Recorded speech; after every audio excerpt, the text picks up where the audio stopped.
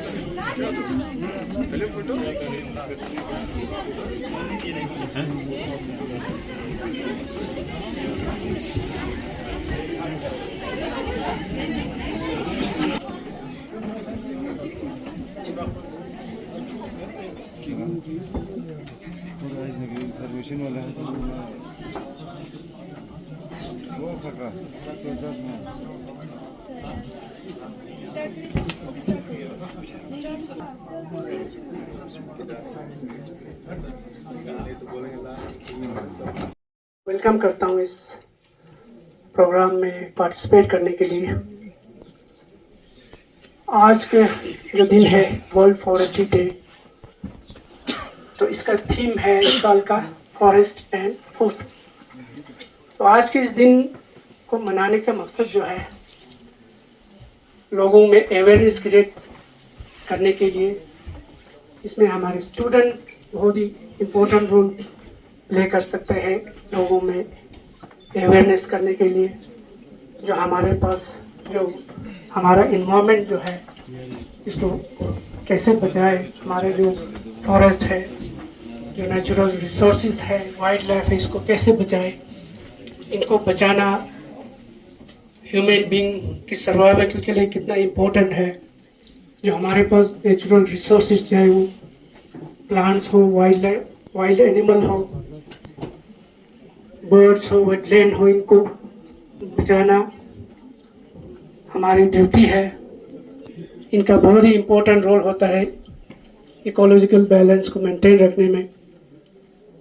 Deforestation की वजह से इस पृथ्वी पे प्रोफेसर्स, मेरे अजीज दोस्तों, अस्सलाम वालेकुम। मैं नूरजहान BSc के सेमेस्टर की तालिबा। आज जिस मौजू पर मुझे लब कुशाई करने का मौका मिला है उसका अनवान है ग्लोबल वार्मिंग। इससे पहले कि मैं अपने मौजू की तरफ राग़िब हो जाऊं, एक अशार याद आता है। शाखें रही तो फूल भी बुंचे भी आएंगे, शाखें रही तो फूल भी पत्ते भी आएंगे, ये दिन अगर बुरे हैं तो अच्छे भी आएंगे। ग्लोबल वार्मिंग से मुराद जमीन के दर्जे हरारत में मुसलसल इजाफे का अमल है, जो ज्यादातर इंसानी सरगर्मियों से होता है, जैसे कि फौजल ईंधन जलाना, जंगलात की कटाई और मनस्वी आलूदगी की वजह से होता है। इसके नतीजे में मौसम की शिद्दत, ग्लेशियर्स का पिघलना, समंदरी सतह में इजाफा और माहौलियाती तब्दीलियां रूनुमा होती हैं। आइए हम अपने खित्ते के ग्लोबल वार्मिंग पर गौर फिक्र करें। लद्दाख निहायत ही खूबसूरत इलाका है। यहाँ की कुदरती खूबसूरती अपनी मिसाल आप है। यहाँ के फलकबोज पहाड़, खूबसूरत दर्राएं इस इलाके को दिलकश बना देती है। दुनिया का बुलंद वाला मकाम इसी खित्ते में है। यहाँ का साफ और शिफाफ पानी और यहाँ की ताजी हवा अपनी मिसाल आप है। जिस तरह पूरी दुनिया ग्लोबल वार्मिंग से जूझ रही है, हमारा ये इलाका भी आहिस्ता आहिस्ता इसकी लपेट में आ रहा है। दिन ब दिन बर्फ कम पड़ रही है, बारिशें वक्त पर नहीं होती, ग्लेशियर्स पिघल रहे हैं। वो दिन दूर नहीं कि हमारा ये खूबसूरत इलाका वीरान पड़ जाए। आइए हम इस ग्लोबल वार्मिंग से लद्दाख पर होने वाले असरात को जानने की कोशिश करें। द्रास खित्ता लद्दाख का एक छोटा सा इलाका है, जिसे दुनिया का दूसरा सरहद तरीन इलाका माना जाता है। हमारे बुजुर्गों के बको endangered, like juniper, for instance, has been facing a large impact. It has so much cultural significance in the region, but despite that, we can see its destruction. Again, in this aspect, we see that the Kargil Forest Division has also done a lot of commendable work. So, in essence, I see that there's a lot of progress happening in both development, in terms of development, and also in terms of ecology. We can see that the Kargil Forest Division has made a lot of efforts. So thank you for today's opportunity. Thank you. Shri Ram, SSP Kargil, other dignitaries, respected principals, sir, professors, and my dear friends, Assalamu alaikum to all of you. I'm Arifa Parveen. It is both an honor and privilege to stand before you to talk about a vision of a carbon neutral Ladakh powered by the boundless energy of sun. Ladakh, the land of high passes, is not just a place of duty taken, but also a region uniquely positioned to lead the world in renewable energy innovation, and the heart of this transformation lies solar power. Ladakh, with over 300 days of sunshine annually, is a solar energy gold mine.